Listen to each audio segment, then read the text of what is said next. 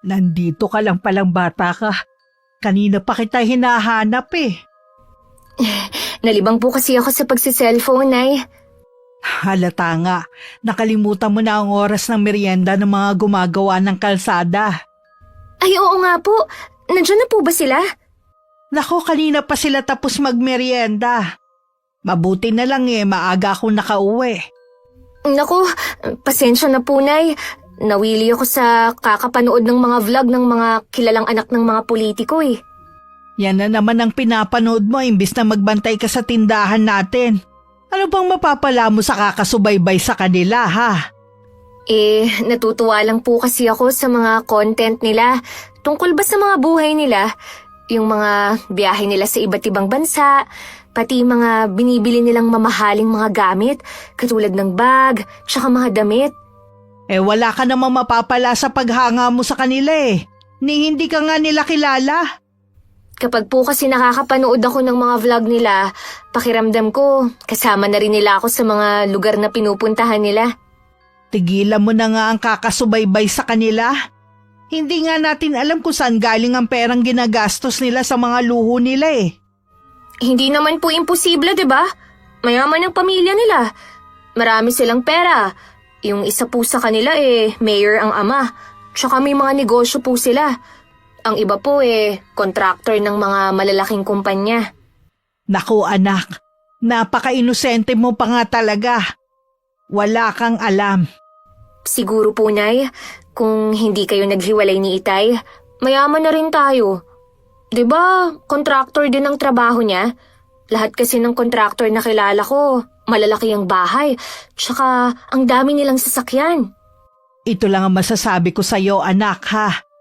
Kahit kontraktor pa ang Itay mo, hindi tayo yayaman gaya ng iniisip mo. Hindi siya katulad ng mga kilala mong kontraktor. Siguro nga po, dahil hindi nakakakuha ng magandang project ang Itay, kaya ganun. Basta anak, tigilan mo na ang pagsubaybay sa mga yan ha. Hindi naman sila makakatulong sa atin para umangat eh. Libangan ko lang naman po ang panonood ng mga video nila eh. Nakakamangha naman po talaga ang buhay na meron sila. Kahit naman po sino katulad ng buhay nila ang pinapangarap.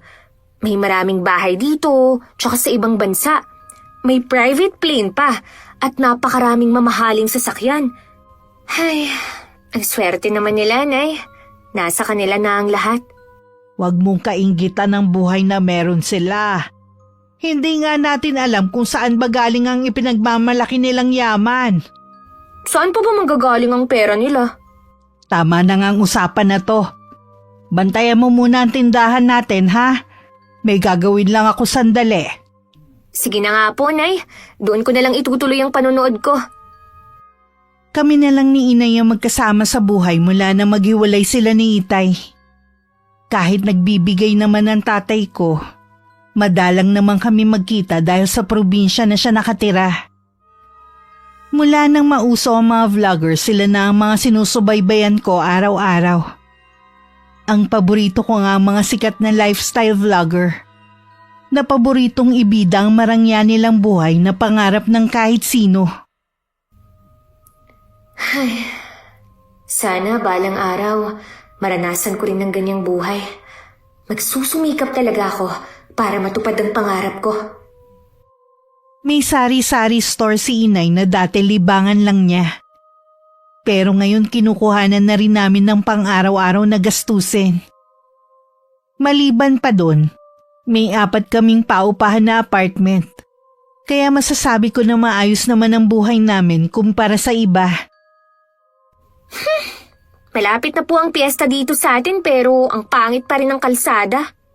Wala tayong magagawa kahit magreklamo pa tayo. Kanino po ba kasing project yan? Kanino pa ba? Di kay Mayor Brent. Ay, kaya naman pala ang tagal. Kay Mayor pala. Alam nyo, kaduda-duda din ng biglang lobo ng yaman ng pamilyang yan eh. Ikaw na bata ka. Ayoko nagsasalita ka ng laban sa pamilya ni Mayor kapag nasa labas ng bahay natin. Mahirap na. Hindi natin alam kung sino ang nakadikit sa kanila. Alam mo naman dito sa atin, maraming balimbing. Hindi naman po lingid sa mga taga rito kung anong klaseng pamilya ang mga yun. Kita nyo nga, mula nang maging mayor yung si Brent, biglang naging mansyon ang bahay nila. Tapos, yung dalawang anak, sa abroad na nag-aaral. Buti sana kung hindi natin alam ang kabuhayan nila noong araw. Hindi natin sila pwedeng husgahan agad hanggat walang ebidensya. Hindi na po kailangan. Alam naman ng mga taga rito kung anong hokus-focus ang ginawa nila para yumaman ng ganun. Isa lang ang opinyon ko. Marumi talaga sa mundo ng politika. Kahit gaano pa kabuti ang intention mo sa paninilbihan sa tao, mababahiran talaga yun ng kontrobersiya. Kita mo nga ang lolo mo noon. Kahit anong pamimilit sa kanyang tumakbo bilang mayor hindi talaga siya napilit ng mga tao.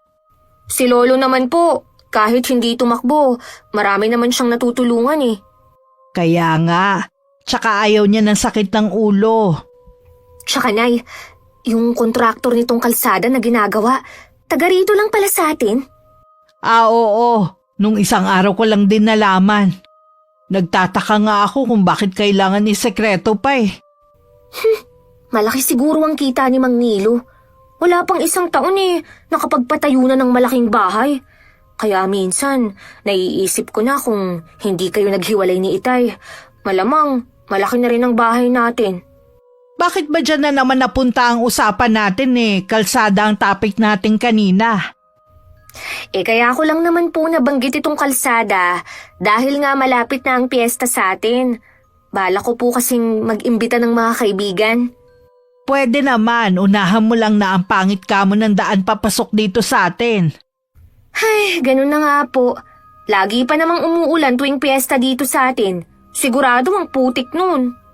Wag na lang kayong gumala nun. Dito na lang kayo sa loob ng bahay. Sa pagkakaalam ko, si Mang Nilo ay dating tauhan lang ni Itay. Dati ko rin ka-eskwela nung high school ang bunso niyang anak na si Arvie. Naalala ko pa nun maliit lang ang bahay nila at pangkaraniwan lang ang buhay. Nagtataka lang ako kung paano nangyari na bigla silang yumaman ng ganong kabilis. Bigla rin nag-iba ang ugali ni Aling Elsa na dati nakakausap pa namin ni Inay. Sa amin kasi sila nangungutang nun ng bigas at delata. Ang bilis mo naman yatang umuwi ngayon. Tapos ka na ba mag-shopping? Konti lang na pamili ko Wala kasi yung bag na gusto ko. Baka bilihin ko na lang yun online. Dumating na ba si Megan at Lara? Wala pa ang dalawa mong anak. Baka gabihin na naman ang mga yun ng uwi. May mga bantay bang kasama? Oo, pinasama ko sina Andoy at Rocky sa kanila. Mabuti naman. Mahirap na kasi ang panahon ngayon. Mga babae pa naman ang mga anak natin. Siya nga pala, huwag mo munang babanggitin kahit kanino na paalis na sa 1 linggo ang anak nating si Arvie papuntang ibang bansa para doon mag-aral. Ha? Nasabi ko na sa friends ko Tsaka, sigurado ako na nagpa-despedida rin ang anak mo sa mga kaibigan niya. Wala naman sigurong masama kung malalaman ng ibang tao Totoo naman, nasa ibang bansa na mag-aaral ang anak natin. Hayaan mong mainggit sila. Hindi mo kasi naiintindihan Baka pagdudahan na tayo ng ibang tao kung saan nanggagaling ang pera natin. Bakit naman nila tayo pagdududahan? Siyempre, iisipin nila na sa trabaho mo galing ang pera natin. Sa bagay nga, bobo naman ang mga tao Kita mo nga sa pagpili pa lang ng iboboto. Paano? Katapat lang naman yan 500 o 1,000. Kahit nga wala basta tropa, iboboto nila. Oo nga. Kaya alisin mo na yung kaba mo. Wala ka naman sa politika Kaya puro sa gobyerno lang ang project na hawak ko nitong mga nagdaang buwan. Nasa likod mo naman si Mayor Brent. Hindi ka nun pababayaan. Ano ba yung hawak mo na yan? Listahan ito ng mga sasakyan. May gusto kasi akong bilhin kotse. Gusto ko sana na yun na lang ang iregalo mo sa birthday ko. May sasakyan ka naman Luma naman na yun. Gusto ko yung bago at mamahalin. Sige. Bibili natin yung sasakyan na gusto mo. Thank you, love! Ay, sigurado, naluluwa na naman ang mga mata ng friends ko kapag nakita nilang bago kong sasakyan. Basta para sa inyo ng mga anak ko, lahat ng gusto niyo ibibigay ko. Yumakap pa sa asawa ang babae sa sobrang saya. Isang buwan na lang kaarawan na niya. Malaking handaan ang balak niyang gawin para sa nalalapit na kaarawan. Sisiguruhin niyang lahat ng kilala sa bayan namin, negosyante man o nasa politika, iimbitahan niya. Isang araw malakas na bagyo ang tumama at sentro ang lugar namin. Dati-rati naman hindi kami binabaha dahil mataas ang lugar namin. Pero ngayon inaabot na rin at minsan umaabot pa hanggang tuhod. Ay, mabuti pa tong baha. Kahit ipagtabuyan mo na, ayaw pa ring umalis. Ito na ba ang tinatawag na forever? Nako, wag mong hangarin na hindi na humupa ang baha. Kung alam mo lang ang sakit na dala niyan at perwisyo na rin sa ating mga residente. 2 linggo na po ang baha na yan eh. Dati naman, hindi tayo binabaha. Bakit kaya ngayon ganyan na? Hindi ko nga rin alam anak eh. Ngayon nga lang nangyari to. Baka dahil malakas talaga ang bagyong dumaan. Kung kailan naman ginagawa pa ang kalsada natin, tsaka pa nangyari to. May sasabihin nga pala ako sa'yo. Muntik ko nang makalimutan. Ano po yun eh? Sa 1 linggo na kasi ang birthday ni Elsa. Kukunin niya akong taga-selby sa kusina. Pumayag naman ako, sayang din yun eh. Akala ko naman po inimbita kayo para sa birthday niya. Balita ko wala siyang inimbitang mga taga rito eh. Mula nang magkapera sila, nagbago na rin siya. Siguro po, hindi niya talaga kayo itinuring na kaibigan nun. Hindi man lang niya naalala ang mga panahon na sa inyo siya tumatakbo kapag may kailangan siya. Hindi ko na iniisip yun. Ang importante, nakatulong ako sa kanila noon. Tsaka tinanggap ko rin yung trabaho para makapasok ako sa mansyon. Gusto ko rin kasi makita ang loob ng bahay nila eh. Kahit naman po sino hinahangad na makapasok sa bahay na yun. Kukwento ko na lang sa'yo kung ano ang itsura ng loob. Nay, baka naman pwede niyong banggitin kay Mang Nilo yung mga utang ng mga tauhan niya dito sa tindahan. Hindi kamo natin alam na basta na lang lalayas ng walang pasabi. Sige, kukuha lang ako ng tiyempo para sabihin. Kahit kay Elsa para masabi niya sa asawa. Ang liit na nga lang po ng kita natin. Matatakasan pa tayo. Baka naman bumalik pa ang mga yon. Hindi rin naman kasi makakatrabaho kung baha nga naman. Naku Nay, umalis po sila bago pa bumagyo. Intensyon talaga nila na takasan ang utang nila sa atin. Kung sakali man na hindi natin makuha ang perang yun, ipasa Diyos na lang natin. Dumating ang araw ng birthday ni Aling Elsa. Maaga pa lang naroon na sa mansyon si Inay. At ilang pang mga kababaihan na inupahan para tumulong sa paghahanda. Ako muna ang bantay ng tindahan namin ng araw na yon. Nang mapansin kong kukonti na lang ang laman, pumunta muna ako sa bayan para mamili. Pagbalik ganun na lang ang gulat ko dahil may checkpoint papasok sa amin. Sabi ng bantay wala daw munang papasok dahil yun ang utos ng Ma'am Elsa nila. Kaarawan daw nito at tanging pinapayagang pumasok ay ang mga bisita niya. Sir, nandyan lang ang bahay ko. Kung iikot pa ako, lalo lang akong mapapalayo. At ang mahal ng pamasahe ko. Ang dami kong dalang paninda para sa tindahan namin. Pambihira naman kayo. Baha na nga, sinarhan pa ang daan. Pahirap naman yan sa aming mga residente. Ang dami ko pang sinabi pero hindi man lang naawa sa akin. Nakita kong ipinagtulakan ng ibang tao na nagpupumilit na makapasok. Kesa ma-high blood ako at dun pa mawalan ng malay sa inis.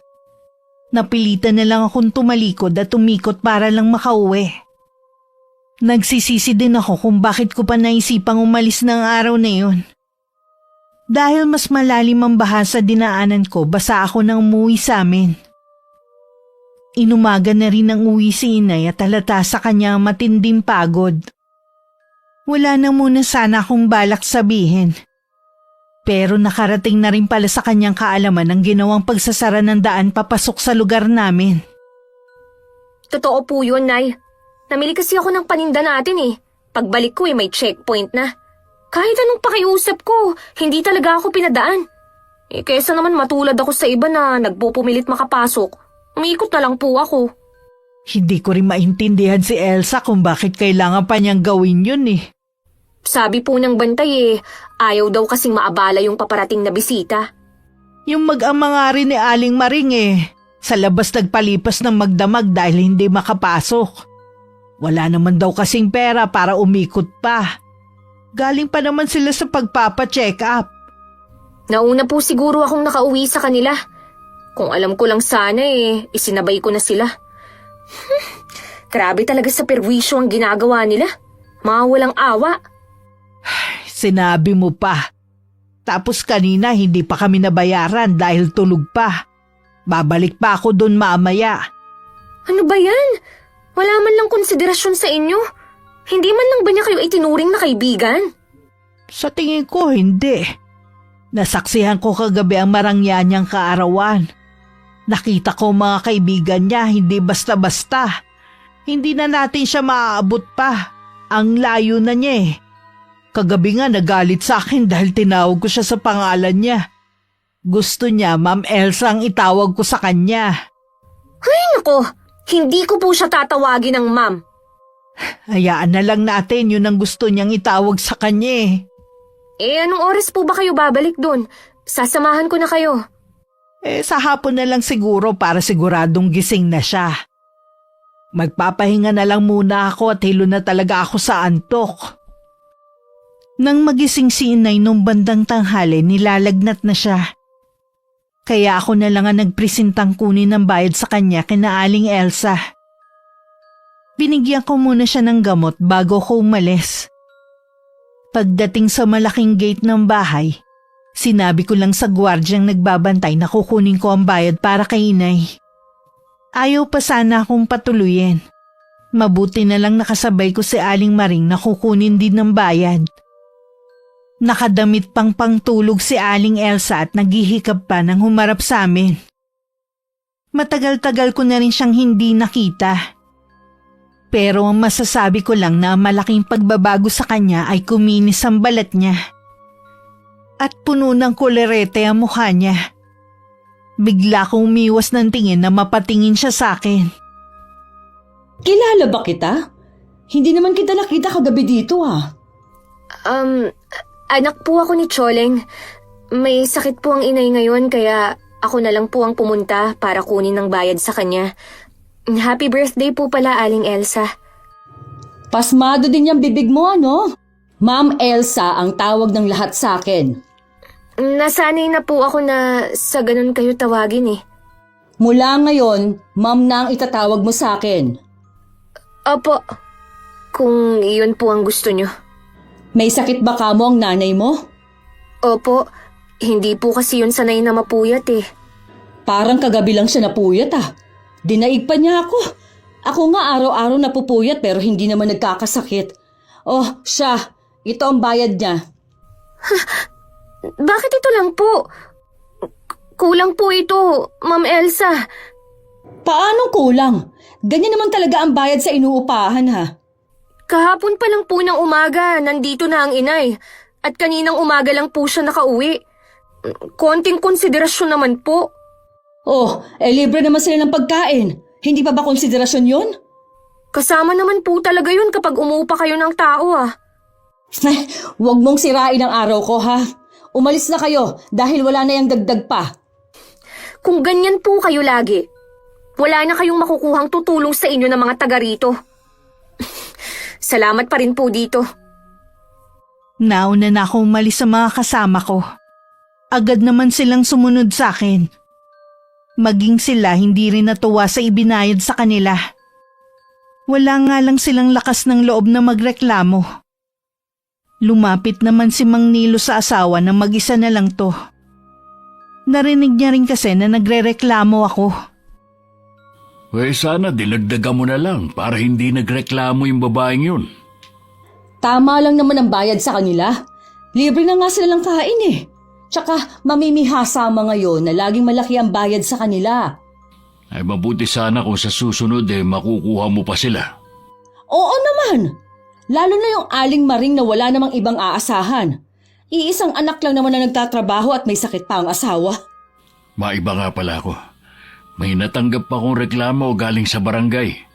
Marami daw nagagalit dahil pinasaran natin ang daan kahapon dahil birthday mo. Para yun lang? Nagreklamo pa talaga sila sa barangay? Hindi ko naman habang buhay ipinasara. Sino ba yung mga nagrereklamo? Wala na namang problema. Kanina ko pa naayos. Sinabi ko lang naman sa'yo. Ay, ano ba yan? Ang saya ng selebrasyon ng birthday ko kagabi. Pagising ko, may mga issue na kaagad. Huwag ka na ma-stress. Maliit na bagay lang naman yun. Ang mabuti pa, luluwas na muna ako. Sa isang bahay muna natin kami tutuloy ng mga anak mo ng ilang araw. Plano kasi ng mga anak mo na mag-shopping at balak na rin mag-vlog kagaya ng mga influencer ng mga anak ng mga politiko. Ganun ba? Ay kahit ano pa yan. Alam mo namang suportado ko ang mga anak natin kahit anong gawin nila. Sabihan mo lang ako kung kailangan pa nila ng pera. Sigurado na matutuwa ang dalawang yon. Hinihintay ko na nga lang na magising at aalis na rin kami. Oh, aalis ka ba? Nakabihis ka kasi eh. Oo. May ka-meeting ako mga engineer. May bago kaming project na pag-uusapan. Matanong ko nga pala, kailan ba ulit aayusin itong kalsada natin? Hindi ko alam dahil naubos na ang pondo. Kaya nga pinalis na lang muna yung mga gumagawa dahil wala nang pampasahod. May binanggit pa naman si Choling na kung pwede, ikaw na magbayad sa mga tauhan mong may utang sa tindahan niya. Sana binigyan mo na lang. Maliit lang naman yata eh.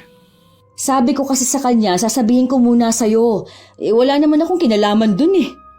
Papupuntahin ko na lang si Andoy doon sa kanila para kunin ang listahan ng mga utang ng mga tao.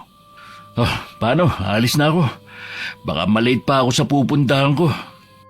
Mag-iingat ka ha. O kayo din ng mga bata. Abot tenga na naman ang ngiti ni Aling Elsa.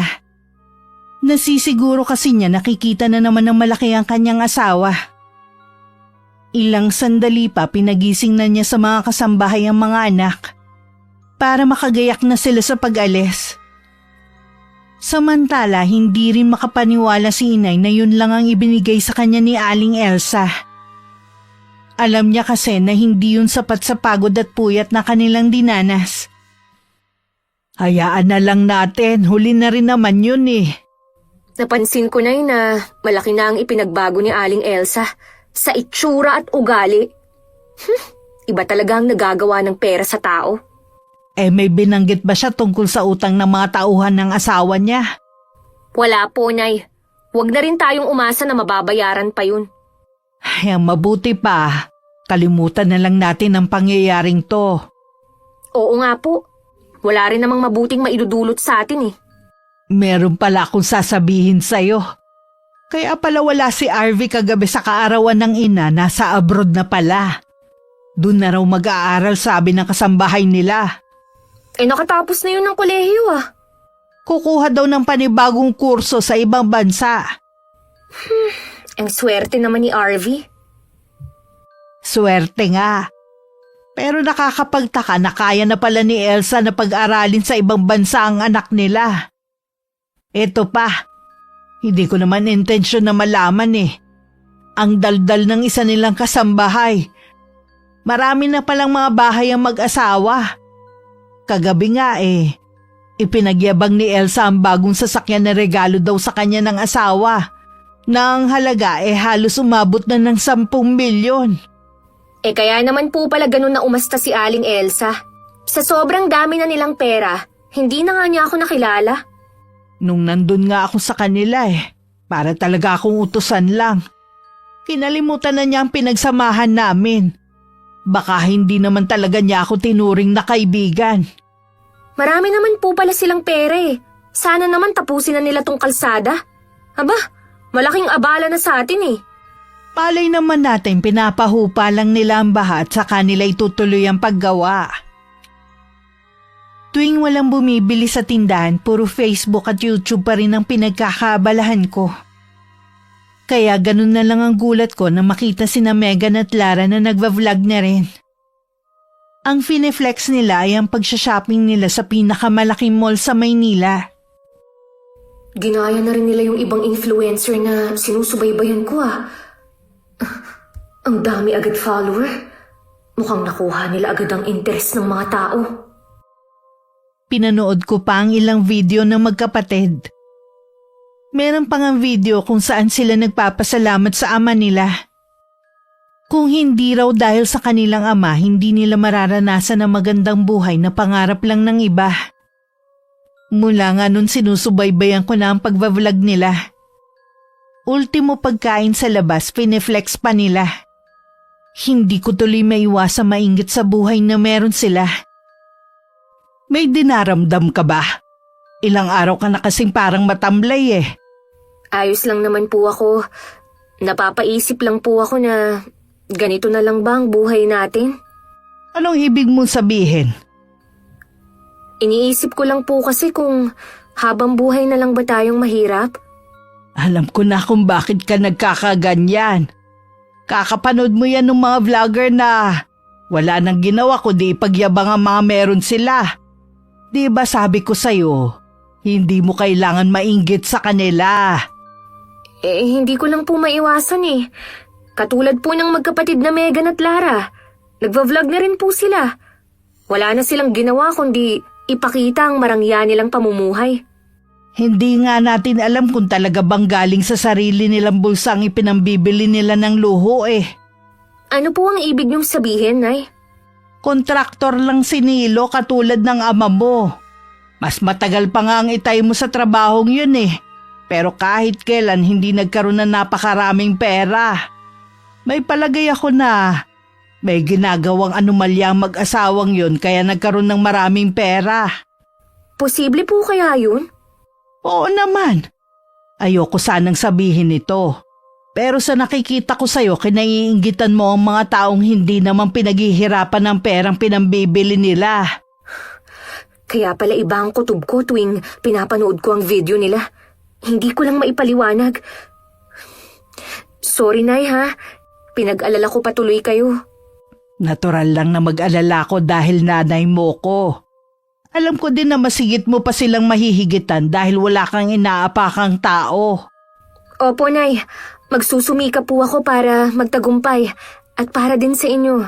1 taon na lang naman po magtatapos na ako. Mabuti pa, iwasan mo muna ang pagbababad sa social media. Hindi naman niya nakakatulong sa'yo nakakasama pa nga. Libangan ko lang naman po ito, Nay. O sige, ikaw na ang bahala. Inabala ko na lang ang sarili ko sa pag-aaral at sa pagtulong kay Inay. Inisip ko na lang na maswerte pa rin ako dahil nakakapag-aral ako. At hindi nagugutom katulad ng ibang pamilya. Regular pa rin naman nagpapadala ang tatay ko at nakakaipon kahit papano.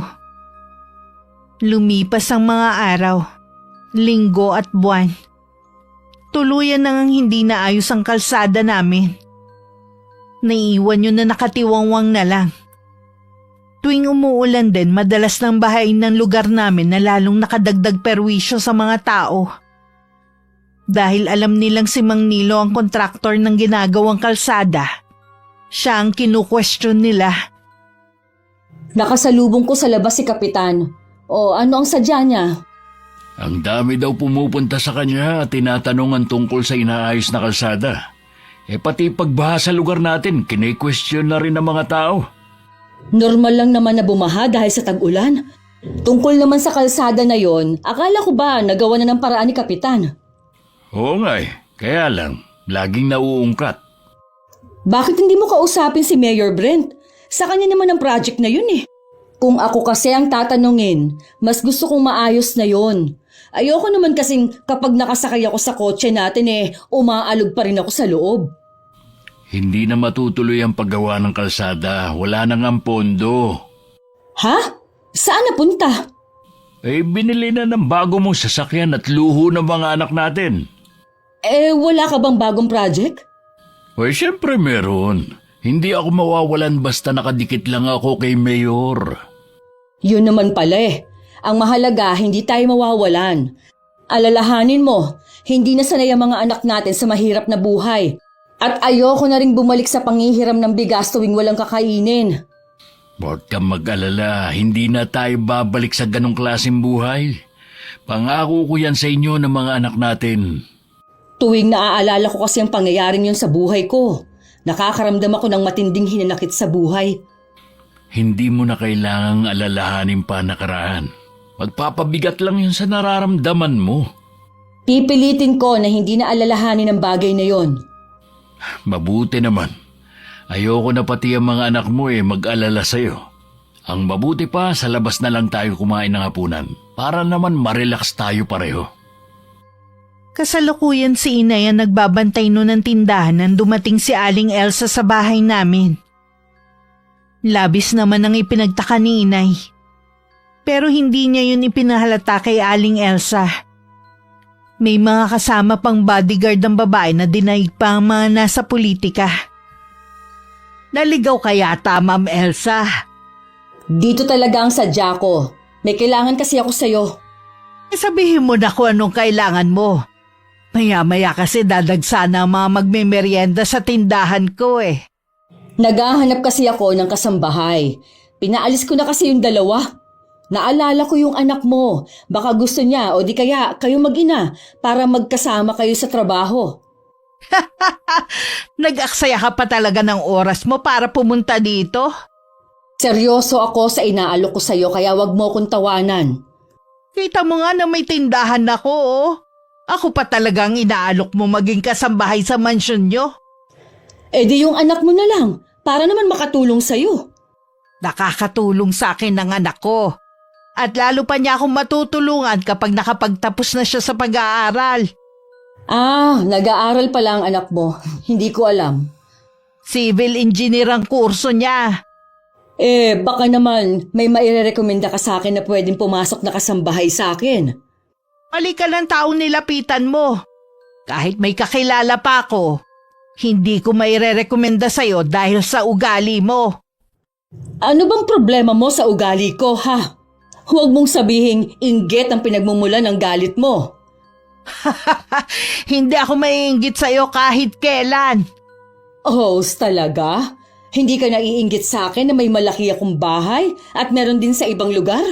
Sa mga kotse ko at mamahaling gamit? Imposible na hindi ka mainggit. Hindi ako maiinggit sa taong galing sa nakaw ang ginagasta. Ano ka mo? Ulitin mo nga ang sinabi mo. Ang sabi ko, siguradong galing sa kaban ng bayan ng perang ginagasta nyo. Dahan-dahan ka sa sinasabi mo, ha? Baka nakakalimutan mo kung sinong kaharap mo.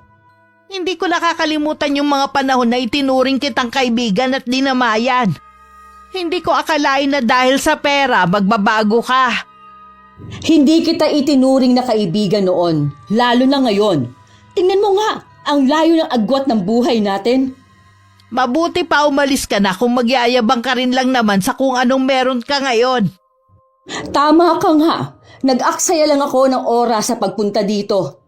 Itong tandaan mo, Choleng, ha? Hindi mo mararating kung ano ang narating ko. Hindi talaga dahil hindi naman ako magnanakaw. Tingnan natin kung mapatunayan mo yung sinasabi mo. Oras na kasuhan kita. Nagpupuyos ang kalooban ni Aling Elsa na umalis sa bahay namin. Hindi na rin niya napansin na nakatayo lang ako sa gilid. Narinig ko din lahat ng kanilang usapan. Medyo kinakabahan din ako sa banta niya na kakasuhan niya ang inay. Nang makaalis ang sasakyan, tsaka lang ako lumapit. Samantala, galit na galit naman ninihagis ni Aling Elsa ang kanyang bag sa sofa pagdating sa kanila. Nagtataka naman na napatingin sa kanya ang asawa. Ano ba ang problema mo? Ginalit kasi ako ni Choleng Paanong ginalit? Nakipagkita ka ba sa kanya? Oo. Inaalok ko kasi sila mag-ina na pumalit sa dalawang kasambahay natin na umalis. Ang dami na kaagad niyang sinabi. Ano naman ang mga sinabi niya sa'yo? Marami siyang sinabi, Nilo. Mukhang alam niya kung saan nanggagaling ang pera natin Hindi siya katulad ng iba na tanga at bobo. Tinawag pa nga niya tayo mga magnanakaw. Sa tingin ko ang asawa niyang si Ferdy ang nagsasabi sa kanya. Sa pagkakaalam ko, matagal na silang hiwalay. Malay mo naman na nagkakausap pa sila. Maraming alam si Ferdy tungkol sa akin at kay Mayor Brent. Binantaan ko siya nakakasuhan dahil sa mga sinabi niya. Hayaan mo na lang sana. Para lang siyang lata na walang laman. Anong silbi ng pera natin kung palalampasin lang natin ang ginawa niya? Inaalala ko lang si Mayor. Kailangan maging maingat tayo para hindi madamay ang pangalan niya. Huwag mong kalilimutan dahil sa kanya at sa mga binibigay niyang project, umangat ang buhay natin. O sige, hahayaan ko na lang ang babae na yon. May iba pa naman sigurong paraan para makaganti ako sa tsoling na yon. Eh kung may gagawin ka sa kanila, siguruhin mo lang na hindi masisira ang pangalan natin. Huwag kang mag-alala, mag-iingat na ako sa susunod. Ay, sa susunod na linggo pala, magbabakasyon ng magkapatid sa ibang bansa. Dapat kasi sumasama ka sa kanila eh. Eh di ba, may plano naman tayo umalis sa dalawa? Hihintayin ko na lang kung kailan ka hindi na busy sa trabaho. Malabo pa yun sa ngayon. Marami kasing project ang binigay sa akin ni Mayor na hindi na dumaan sa bidding. Eh dadami na naman sigurado mga mamahaling bagyong mag-ina. Alam mo naman na yun lang ang kaligayahan namin ng mga anak mo. Kaya nga kahit milyon pa ang halaga ng bawat isa, binibigay ko sa inyo. Plano ko nga palang bumili ng lupa para gawing rest house. O di ba meron na tayo? Oy, wala namang masama kung dadagdagan pa natin. Sana sa susunod private jet naman ang bilhin natin. Huwag kang mag-alala. Nasa plano ko na rin yan. Kilig na kilig naman si Aling Elsa sa mga plano ng asawa. Pakiramdam tuloy niya para siyang nasa alapaap.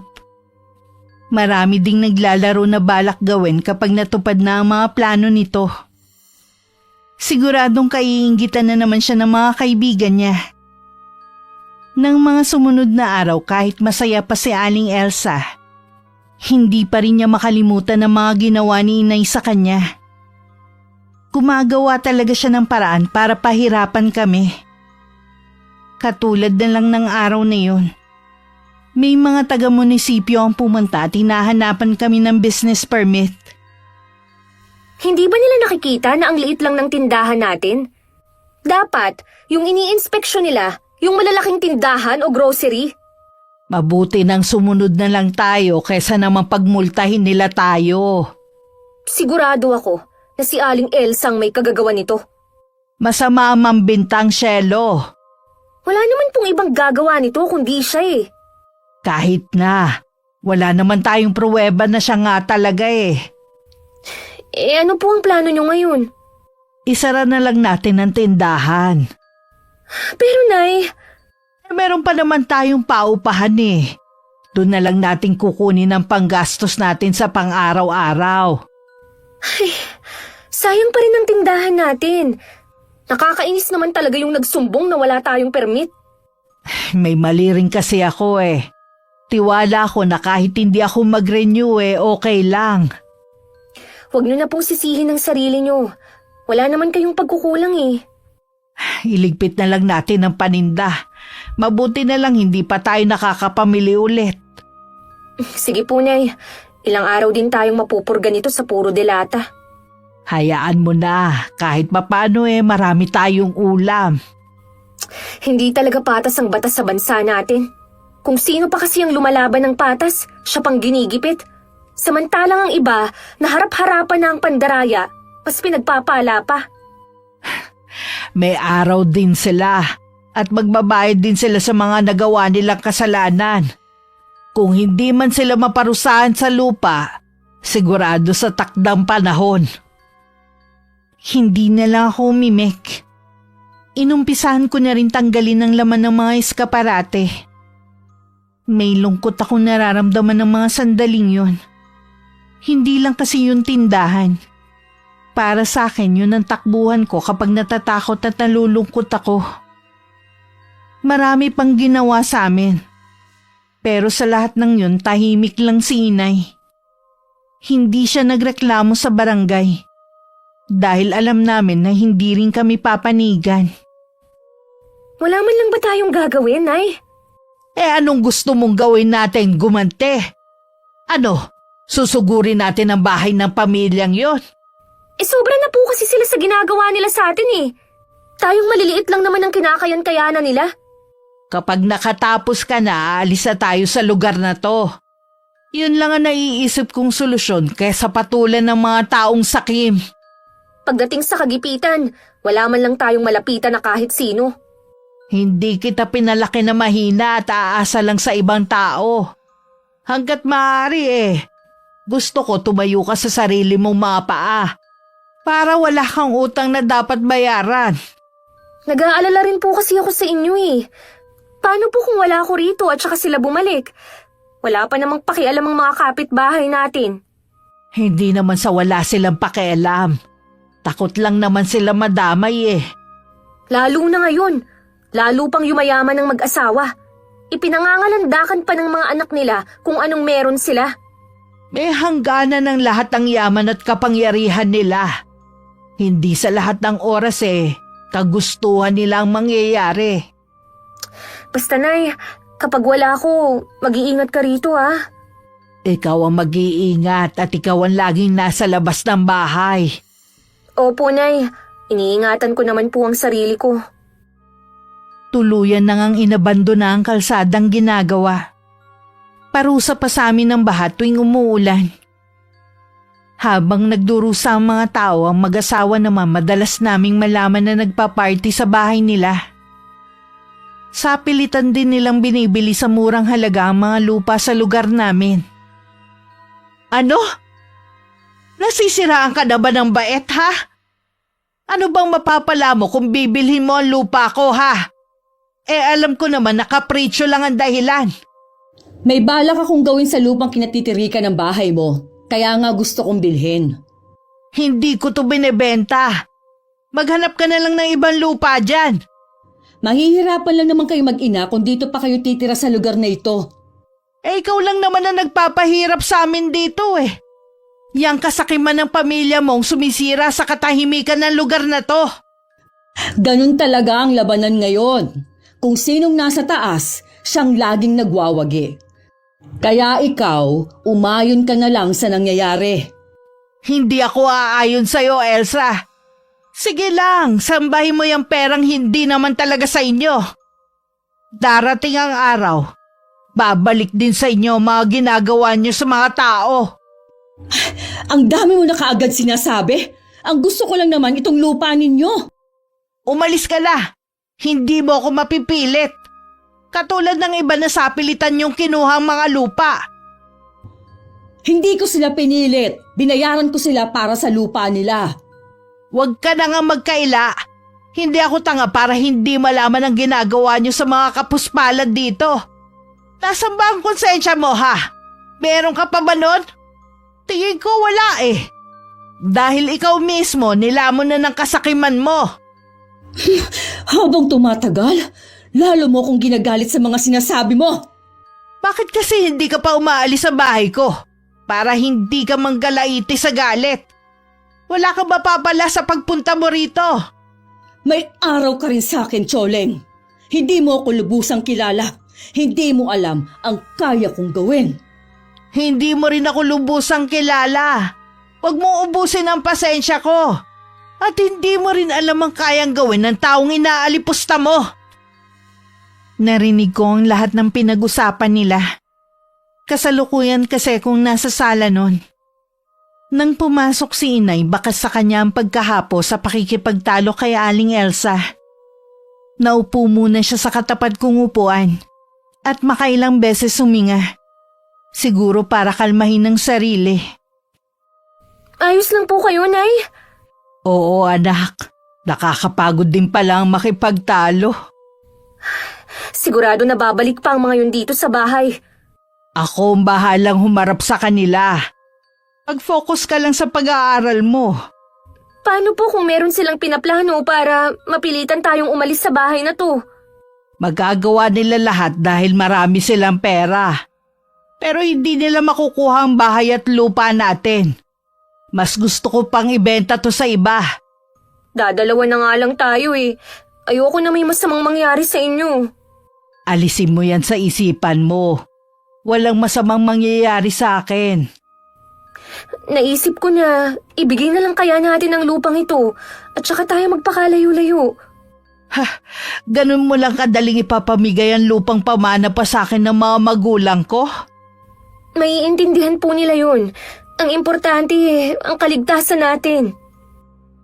Hindi nagsalita si inay pero alam kong pinag-iisipan na rin niya ang mga sinabi ko. Samantala dahil sa patuloy na pagtanggi ni inay, lalo lang niyang ginalit si Aling Elsa. Ang dami niyang masamang plano sa amin. Minsan pag uwi ko merong humintong van sa tapat ko at pilit akong hinihila papasok. Mabuti na lang may mga taong nakakita at tinulungan ako. At may naghatid pa sa akin sa bahay. Akala ko po talaga na masasama na nila ako. Mabuti na lang po. May mga tao pa rin ang may mabubuting kalooban na handang tumulong. Oo nga anak, salamat sa kanila. Sinamahan din po ako ng isang alis sa pulisya para magpa-blotter. Pasensya ka na anak kung wala ko sa tabi mo nung kailangan mo ko. Akala ko may ginawa ka lang kaya hindi ka pa nakakauwi. Ayos na naman po ko. Natakot lang talaga ako. Kahit naman sino matatakot sa nangyari. Sino po kaya sila? At anong kailangan nila sa akin?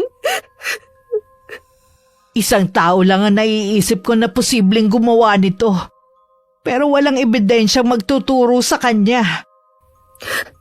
Si Aling Elsa po ba ang tinutukoy niyo? Wala nang iba. Alam ko na gusto kanyang gamitin para mapilitan akong ibigay ang gusto niya. Natatakot na tuloy ako na lumabas ng bahay. Sasamahan kita lagi sa paglabas mo. Babantayan kita. Hindi ako makakapayag na maulit ang nangyari sa'yo. Nakarating naman kay Mang Nilo ang ginawa ng asawa dahil nagsumbong sa kanya ang isang tauhan. Galit naman na kinausap niya ang babae sa ginawa nito. Wala ka na ba sa sarili mo para gawin yun? Ang daming nakakita sa nangyari. Sinabihan na kita na mag-iingat ka sa ginagawa mo dahil hindi lang pangalan natin ang masisira. Pasensya ka na, Nilo. Desperada na kasi ako kung paano ako makakaganti sa tsoling na yon. Hanggang ngayon, nagmamatigas siyang ibenta ang lupa niya. Yun lang ang dahilan mo para ipadukot ang anak niya, ha? Ang babaw naman ang dahilan mo. Tapos yung mga kinuha mong tauhan, puro palpak naman. Huwag ka na magalit sa akin. Hindi naman masisira ang pangalan mo dahil sa nangyari. Walang nakakaalam na akong nasa likod sa tangkang pagdukot sa babaeng yun. Bakit mo ba pinag-iinteresa ng lupa ng mag-inang yun? Ang dami namang lupa. Gusto ko lang kasi na mawala na sila dito. Wala akong pakialam kung saan sila mapunta pa. Basta ako, ayoko na silang makita. Dagdagan mo inaalok mo sa kanila para mapilitan silang ibigay ang hinihingi mo. Basta huwag ka nang gagawa ng ganong bagay. Oo na, hindi ko na gagawin yun. Nadala lang kasi ako ng nararamdaman ko Hindi na rin napigilan ni inay na hindi sugurin si Aling Elsa. Hinintay lang niya na makaalis ang asawa nito bago siya nagpaalam sa gwardya.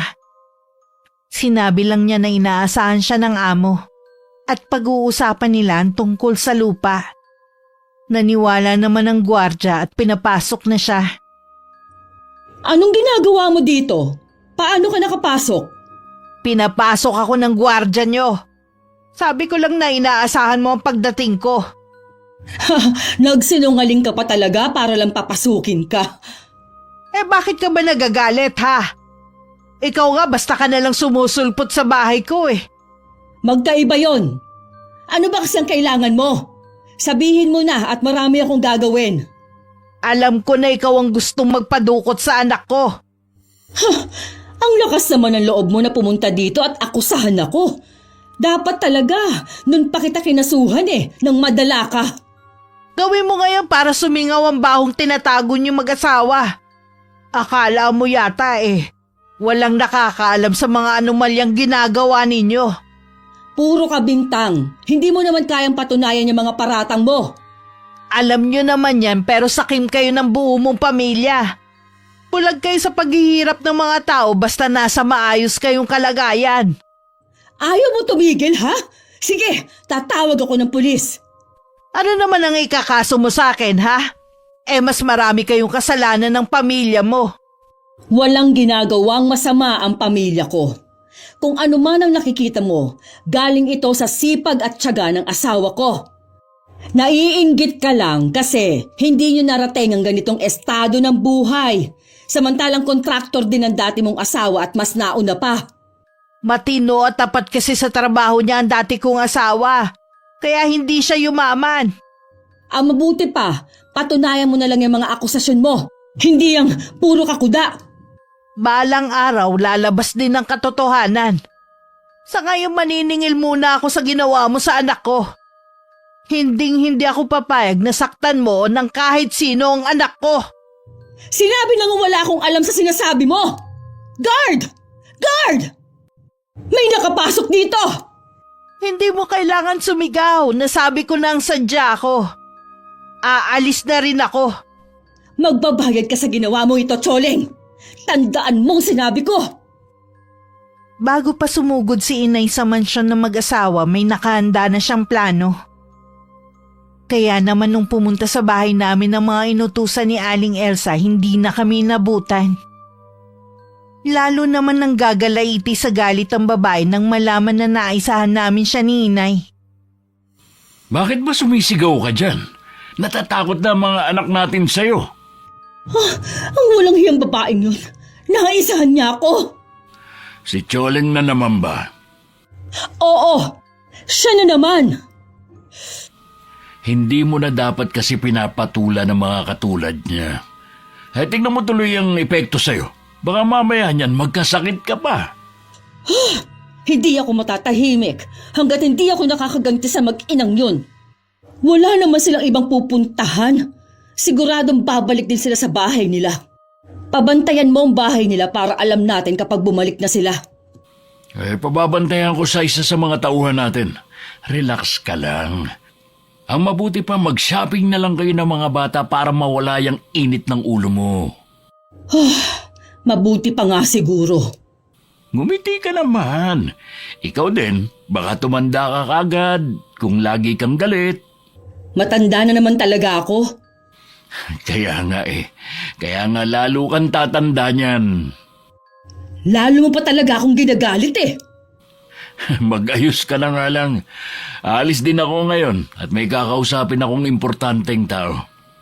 Napapansin ko, napapadalas yata ang pag-alis mo.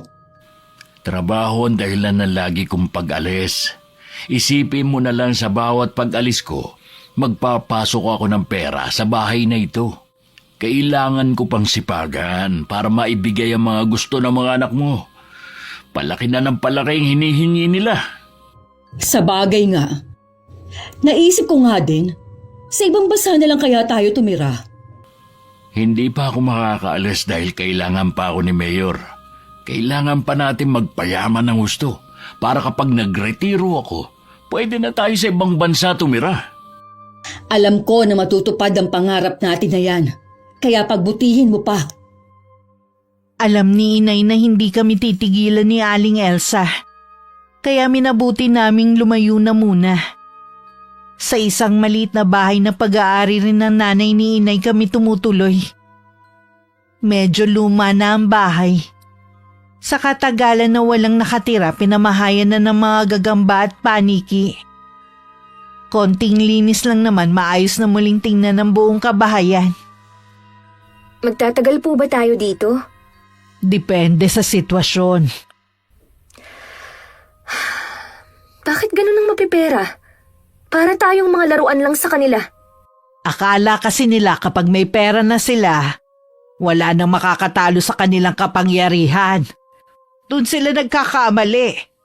Okay lang naman po kung dito na tayo titira. Sawa na ako na lagi na lang nabababad ang paa ko sa baha. Kung hindi sa baha, sa putik naman dahil sira ang kalsada. Meron na nga pong alipungang paa ko eh. Malayo nga lang to sa mga kapitbahay. Ayos lang naman po kahit walang kapitbahay. Doon sa bahay natin, may mga kapitbahay nga, wala naman silang pakialam. Kailangan muna natin pag-isipan ng gagawin natin. Akala ko nga hindi mo magugustuhan dito dahil malayo nga. Okay lang naman po kung ibibenta na lang ang bahay natin. Dito na lang tayo tumira. Ay, magpahinga na lang muna tayo. Napagod ako sa paglilinis eh. Mag-iikot lang po ako, Nay, ah. Mamaya na lang ako magpapahinga. O sige, huwag ka lang lalayo at hindi mo pa kabisado ang lugar na to. Pagkaalis ko, hindi naman natulog si inay. Pumasok siya sa isang kwarto na hindi namin nilinisan. Nakatambak doon ang mga iba't ibang kasangkapan na hindi na ginagamit. Isang baul lang nilapitan niya na nakalagay sa sulok. Binuksan niya yun at inilabas ang mga laman. Ayoko sanang gawin to pero pinipilit mo ko. Sumobra ka na ng tangka mong ipadukot ang anak ko. Humanda ka sa akin. Kahit sa pamamagitan man lang nitong gagawin ko, mabigyan ko ng hustisya ang mga taong inapi nyo. Hindi naman nagtagal, umuwi na rin ako. Puro puno at halaman lang naman ang nakikita ko. Malayo sa amin ang sunod na bahay. Sa ibang araw na lang ako mag-iikot-ikot. Sabi ni inay hindi naman daw mahirap ang sakayan sa lugar. Medyo mahal nga lang ang pamasahe. Nakatulog po ba kayo, Nay? Hindi iha. Gusto ko lang ilapat ang likod ko sa higaan. Saan ka naman nakarating? Dyan lang po sa malapit. Mapuno naman pala dito sa paligid, no, Nay? Kaya pala malamig ang klima. Hindi katulad sa inalisan natin. Talagang gusto mo dito Hindi naman po yata halata. Malapit mo na nga akong makumbinse na dito na lang tayo tumira. Kayo pa rin po ang bahalang magdesisyon sa bagay na yan, Nay. Gusto ko lang naman po kasi ng tahimik na buhay. Nang sumunod na araw, inasikaso agad ni inay ang pagpapakabit ng kuryente sa bahay. Hindi naman problema ang tubig sa amin. Dahil may sarili kaming poso sa likod ng bahay. Sa nakikita ko kay inay, parang gusto na rin niyang dun kami tumira. Hanggang isang araw, isang balita ang bumulaga sa amin. Kalat na sa social media at mainit na pinag-uusapan. Talagang may itinatago ang pamilya Bautista tungkol sa yaman nila. Sabi ko na sa'yo hindi sa marangal galing ang yaman nila. Paano kaya nila naaatim na gastusin sa mga luho nila ang pera ng mga tao? Inaasahan na magiging maayos na ang kalsada natin. Yun pala, ibinulsa na nila yung pera kaya hindi na natuloy ang pagpapaayos. Ayon pa sa balita maraming ghost project ang kinasangkutan ni Mang Nilo. Yan na ang umpisa ng pagbagsak ng pamilya nila. Sus! Sa dami po nang nakulimbat nila paanong bagsak ang mangyayari sa kanila? Mauubos din ang yaman na lagi nilang ipinagmamalaki. Kahit estudyante pa lang po ako, alam ko na malaki na ang ambag ko dahil nagbabayad na rin ako ng tax. Paano nila nasikmura na pag-interesa ng pera ng mga tao? Hey! Naku! Nakakagigil naman! Ang sobrang kasakiman ng mga namumuno at mga galamay nilang nagpapahirap sa ating mga maliliit na tao. Kung pwede nga lang silang parusahan ora mismo Kaya lang, panig nga palang hustisya sa mapipera. Hindi man sila maparusahang lahat. Kahit makaganti man lang sa mag-asawang Bautista. Paano pong ganti ang gagawin nyo? Bahala na. Nasabi ko lang naman yon dahil sa matinding galit Hindi ko pa rin kasi makalimutan ng ginawa nilang pagtatangka na dukutin ka. Kung talagang tama ang akusasyon sa kanila, dapat ikulong na sila bago pa makaalis ng bansa. Yun nga ang dapat. Pero mabagal ang mga tagapatupad ng batas dito sa atin Nang mga sandaling yon, nagpapanik na rin si Aling Elsa sa bahay nila. Ang mga anak naman nila na dinudumog ng bash sa mga social media account nila ay nag-deactivate na muna dahil sa walang tigil na pagbato sa kanila ng masasakit na salita. Anong gagawin natin, Nilo? Mawawala ang lahat ng ito sa atin? Pati ang mga anak natin nakakaranas na rin ng pambubuli sa mga tao. Huminahon ka muna. Nag-iisip na ako ng paraan. Sabi ng mga bata, susunod na lang daw sila kay RV sa ibang bansa. Natatakot na rin sila dahil nakakatanggap na sila ng pagbabanta. Hindi na nga sila makalabas ng bahay Mabuti pa nga at sumama ka na rin sa kanila. Hindi kita pwedeng iwan dito. Dadamayan kita sa lahat ng oras. Salamat naman at tanda ka pa ring damayan ako. Asawa mo ko. Nangako tayo sa isa't isa noon na magmamahalan at magdadamayan habang buhay. Ayoko lang kasi kayong madamay ng mga anak natin. Di ba alinang ako na lang ang managot sa lahat ng mga pagkakamali ko? Kaya mo lang naman nagawa yun dahil gusto mo kaming bigyan ng masaganang buhay. Kaya lang dumating na ang araw ng paniningil sa atin. Huwag ka mag-alala. Malilinis rin ang pangalan mo. Hindi ka naman siguro pababayaan ni Mayor Brent. Pati nga siya binabatikos ngayon at ang pamilya niya. Paano kaya nila nalaman ang mga katiwalaan ninyo? May isang tao na matagal na kaming sinusubaybayan at kumukuha lang ng tiyempo kung paano kami pababagsakin. Siguro, matagal nang may inggit sa'yo ang taong yun. Bakit hindi na lang siya pumanig sa inyo? Sigurado pang maaambunan siya. Maprinsipyo talaga ang taong yun. Hindi mo siya mabibili kahit buong yaman pa ng Pilipinas ang ialok mo sa kanya. Kilala mo ang taong nasa likod ng lahat ng to? Oo, si Ferdy. Siya ang nakipagkuntsabahan sa isang mayor din para masilip ang mga proyektong binigay sa amin. Ang dating asawa ni Choling? Ang walang hiyang yun. Nagparamdam ulit para sirain ang buhay natin. Ay, sumpain siya! Isama na ang mag-inang yun. Pinapahanap na nga si Ferdy kung nasan siya ngayon. Wala na siya sa probinsya nila eh. Hindi kaya magkakasama silang tatlo? Kaya bigla ring nawala ang mag-ina? Posible din na magkakasama silang nagtatago ngayon. Lalo tuloy nadagdagan ng galit ko sa mag-inang yun. Humanda sila. Oras na makita ko sila. Bumalik si Inay sa dati naming bahay para kunin ang ilang gamit na naiwan. Meron din siyang kinausap na kaibigan para tulungan siya kung paano maibebenta ang bahay namin. Kinuha na rin niya ang bayad sa upa sa mga apartment. Paalis na sana siya nang biglang dumating si Aling Elsa. Sa wakas, nagpakita ka rin. Ang laki ng atraso mo sa amin. Ikaw ang may atraso sa amin ng anak ko. Nakalimutan mo na bang ginawa mo? Nakakapagsisi nga na hindi nadukot ang anak mo. Hayop ka talaga! Wala kang kasing sama! Para kang walang anak na babae Hindi na nakapagpigil si Inay. Nasabunutan na niya si Aling Elsa. Gumanti naman ang babae at doon na lumapit ang driver nito. At tinulak si Inay habang inaalalayan ng amo. Agad namang tumayo si Inay habang matalim ang titig sa kaharap. Ang lakas sa loob mong saktan ako! Sino ko ba sa akala mo, ha, Choleng? Maaaring wala ako sa paningin mo. Pero ako hindi umangat dahil sa pagnanakaw. Anong sinabi mo?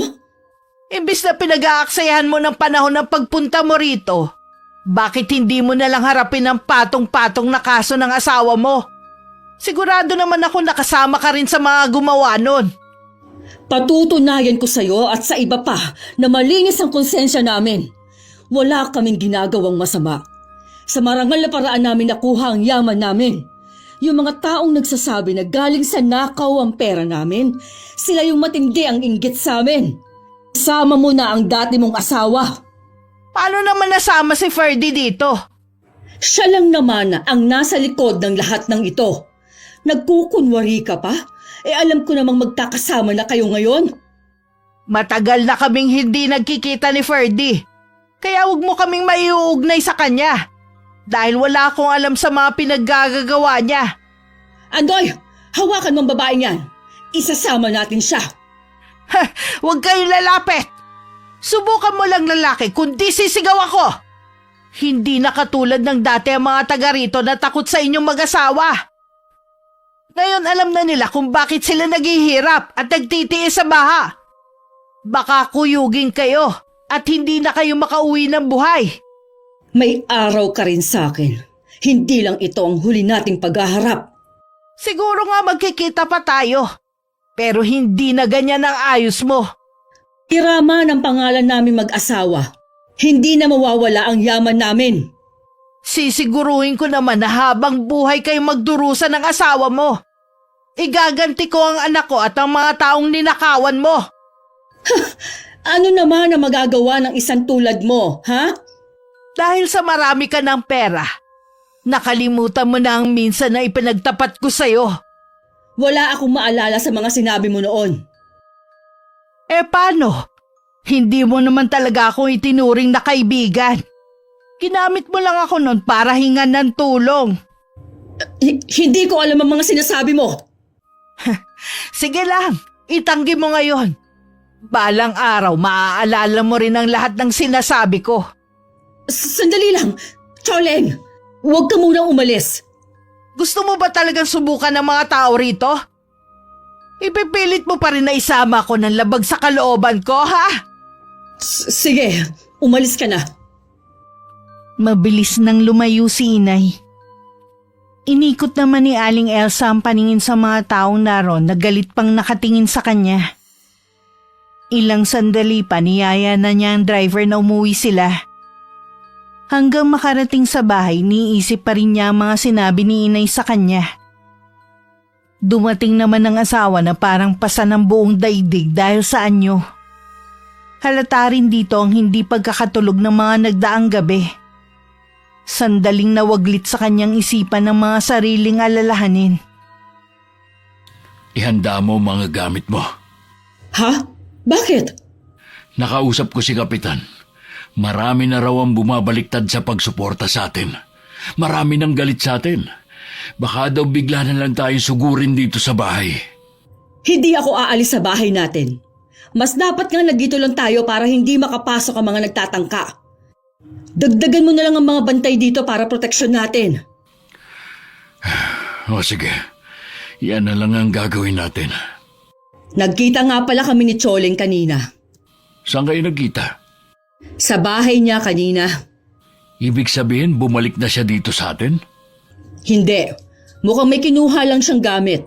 Sinaktan pa nga ako ng babaeng yun. Lumabang ka ba? Oo naman. Ang tapang naman niya para saktan ka. Wala bang ginawa si Andoy? Gusto ko nga sana siyang ipakaladkad pero maraming tao makakasaksi.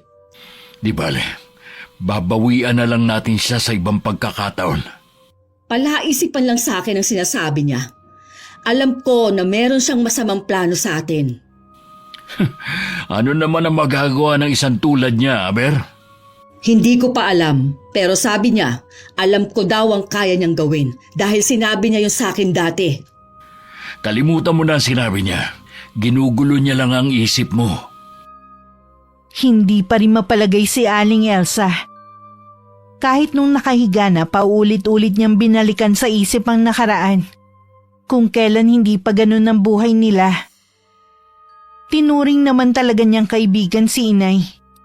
Pero nung magbago ang buhay nila, pinaiwas na siya ng asawa niya. Malalim na ang gabi nang makatulog si Aling Elsa. At doon na nga siya dinalaw ng masamang panaginip. Nag-uusap daw sila ni Inay nang biglang magbago ang itsura nito. At naging mangkukulam. Mga yugyug sa braso ang nagpagising sa kanya. Nilo? Nananaginip ka yata ng masama. Umuungol ka kasi. Oo. Naalala ko na ang sinasabi ni Choleng. Ano ba ang napanaginipan mo? Nilo, naalala ko na may alam pala sa itim na karunungan si Choleng. Sa akin lang niya sinabi yun. Inaral daw niya yun sa lola niya. Sigurado ka ba dyan? Oo, sigurado ako. Anong gagawin natin? Alam kong maghihiganti siya sa atin. Kung totoo yung sinasabi mo, katapusan na natin. Pwede nating takasan ang galit ng mga tao pero hindi siya. Kahit saan tayo magtago, masusundan niya tayo. Anong gagawin natin? Kailangan natin siyang mahanap para makahingi ng tawad. Ikaw naman kasi, bakit mo siya ginalit? Gusto mo pang ipadukot ang anak niya. Ilang beses na kitang sinabihan na huwag mo na siyang patulan pero sumigi ka pa rin. Huwag mo na akong sisihin pa. Natatakot na nga ako eh. Ipapahanap ko siya. Kung kailangang magbayad ako ng malaking halaga, gagawin ko. Bilisan mong paghahanap sa kanya. Baka bilang na lang ang mga araw natin.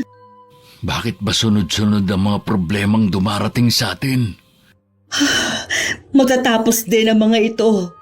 Ang paghahanap muna kay Choling ang unahin natin. Masasabi kong tahimik at masaya naman kami sa bago naming tinitirhan.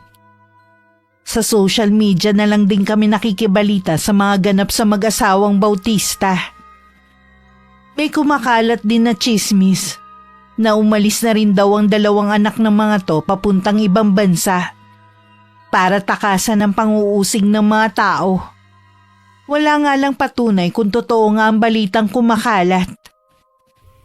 Ibig pong sabihin, silang mag-asawa na lang ang nakatira sa malaking bahay nila? Tsaka yung mga kasambahay nila, syempre. Tigas din ang mga mukha nila, no? Nakausap ko nga yung kakilala natin dun eh. Yung pinagbabantay ko ng bahay natin. Handa raw magbayad ang mag-asawa sa kung sino makakapagturo ng kinaroroonan natin. Ginawa naman nila tayong parang kriminal, samantalang sila itong maraming atraso. Eh kahit ubusin pa nila ang yaman nila sa paghahanap sa atin, hindi nila malalaman kung nasan tayo.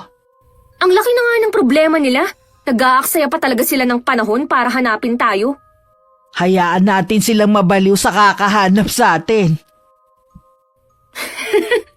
Oo nga, no, Nay. Ay, nako. Ibibilad ko na nga muna tong mga nilabhan ko para matuyo na agad. May kutob ako kung ano ang dahilan ng paghahanap niyo sa amin.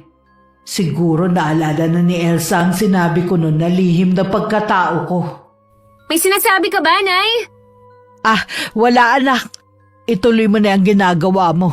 Pupunta muna ako sa kusina, ha? Lumipas ang mga araw at linggo. Hindi pa rin kami natatagpuan ng mga taong inutusan ng mag-asawa na hanapin kami. Habang tumatagal para nang mababaliw sa kakaisip si Aling Elsa. Habang ang asawa naman, abala sa mga kaso na kailangan harapin niya. Hindi kaya nagsinungaling lang sa'yo si Choling noon? Sana nga, nagsinungaling na lang siya sa akin. Pero masama ang kutob ko. Tigilan mo na kasi ang pag-inom ng alak. Hindi naman kasi nakakabuti yan eh. Kaya din kung ano-anong pumapasok sa isip mo.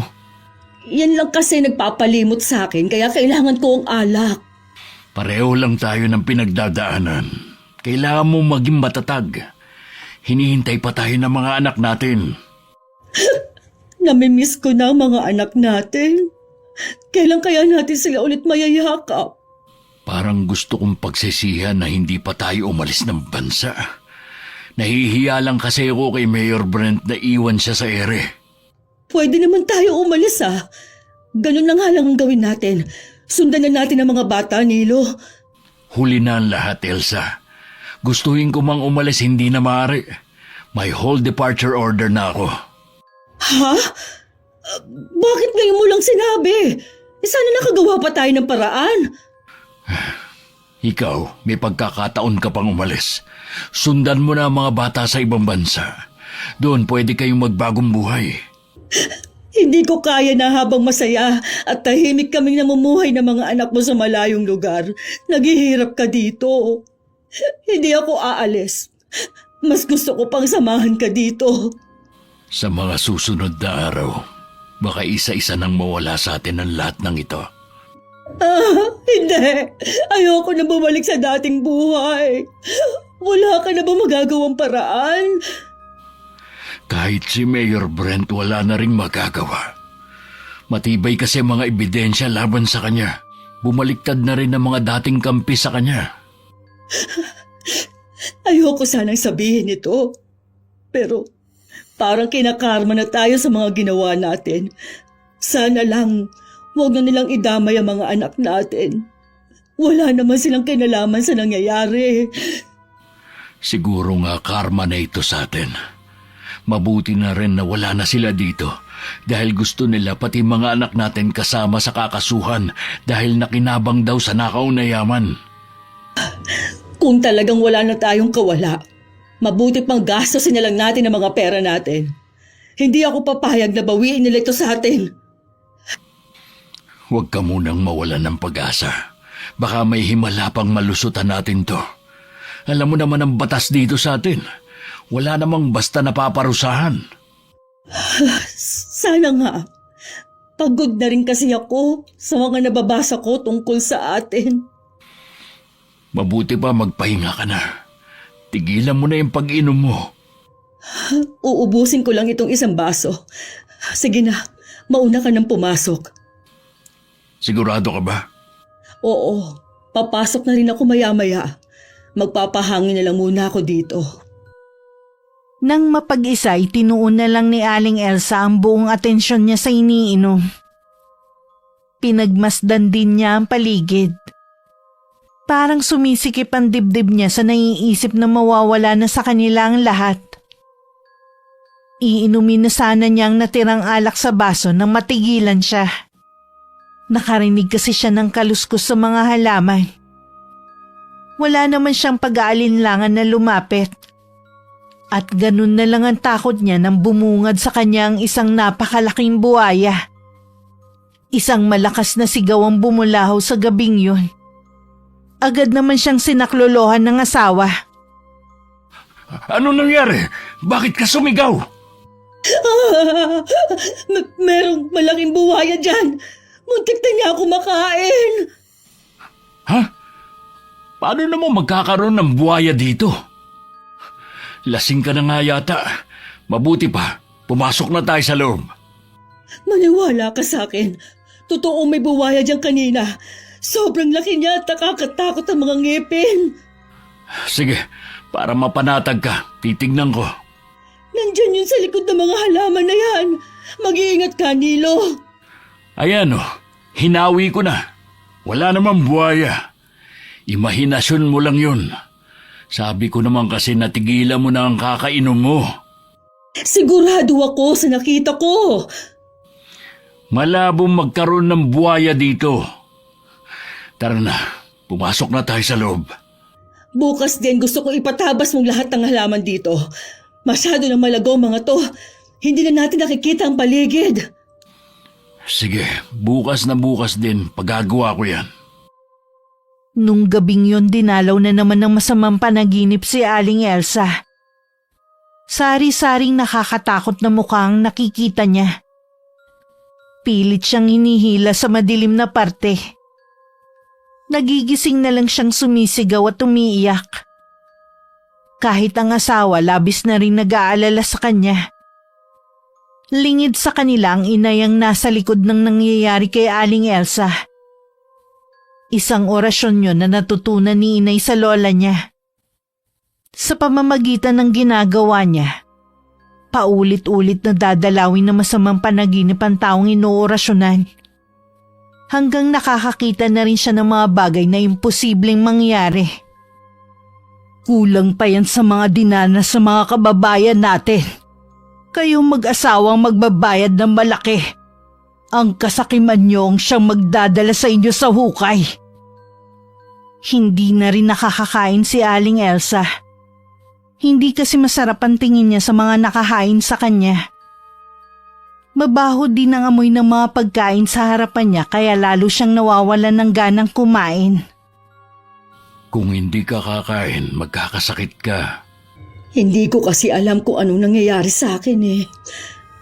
Pagkatapos ng almusal natin, pupunta tayo sa doktor para matignan ka. magpapunta ka na lang ng doktor dito sa bahay. Ayoko kasing lumabas ngayon. Nangihina ako.